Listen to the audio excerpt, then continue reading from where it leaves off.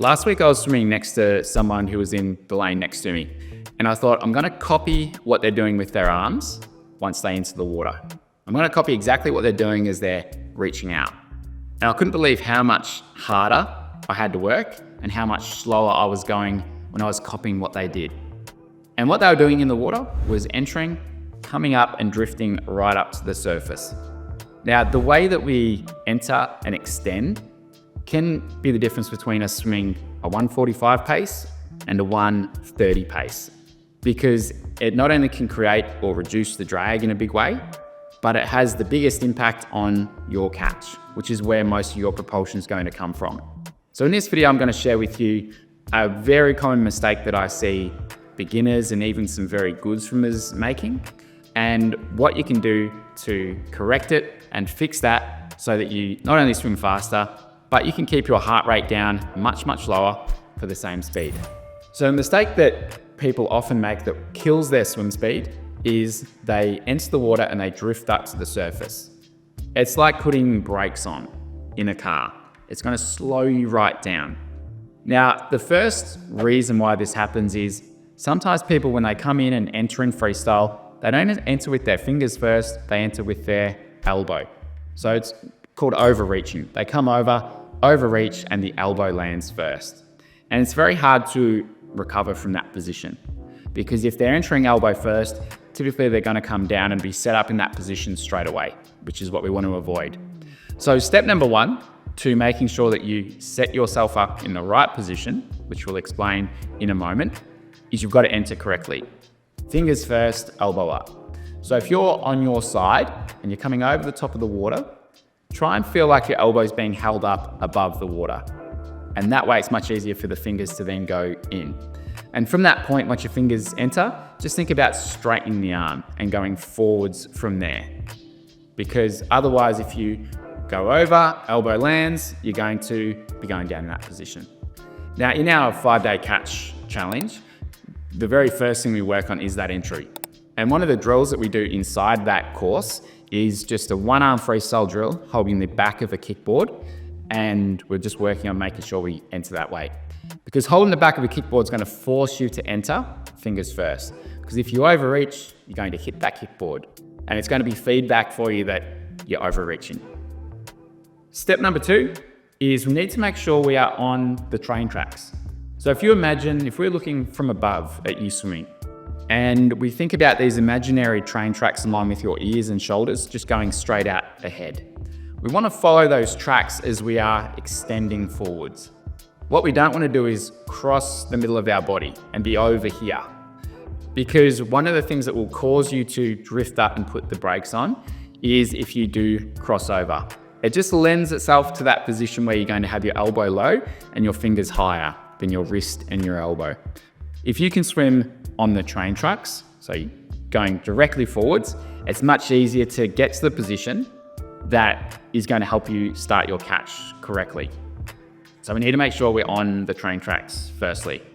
Now, the other part of that too is you need to rotate the right amount.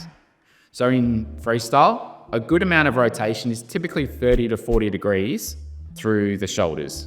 And it can be the same amount through the hips as well, depending on what sort of style that you use. But 30 or 40 degrees through the hips and shoulders is a good amount. Now, when someone over rotates, let's say they're going to 90 degrees, it's really common to see them drift up. So if you're overreaching, a common thing that happens after that is the hand will drift up. So if you can enter on the train tracks, extend forwards and rotate and reach the right amount and not too much, then you're much more likely to get the ideal position that's going to help you have a much better catch. Step number three is making sure we do get to that correct position. Now, I've alluded to this, but this is the position that we want to get to. When you've finished extending forwards and you're about to move your hand down to begin the catch, we want to set ourselves up where our fingertips are the same depth as our underarm. And we'll have this very slight downwards angle with the arm. So if you're in that position, you should actually feel, and this is the important part, you should actually feel the water coming just over the top of your knuckles or your fingers there. If you can feel it on the palm of your hand or on your forearm, that's a sign that you have gone too high. So we want to have that very sensitive sort of feeling and awareness with the water that it's coming just over the top of our fingertips. That means you've gone to the right depth. Now, you can go too deep. If you're that far below your shoulder, you've probably gone too deep, where it's going to create a lot of excess drag. You're going to miss out on a good part of your setup with the catch. So I think about it as fingertips, axe, underarm depth as you finish extending forwards. So we'll have this very slight downwards angle. Now, if you're not sure if you're in the right position, there's several drills you can do to kind of set it up. But I think a big part of it either comes down to the feeling. What can you feel coming over your hand? Or number two, can you film yourself and see where you are? I remember the first time I filmed myself about 10 years ago, and I thought this is gonna look really good.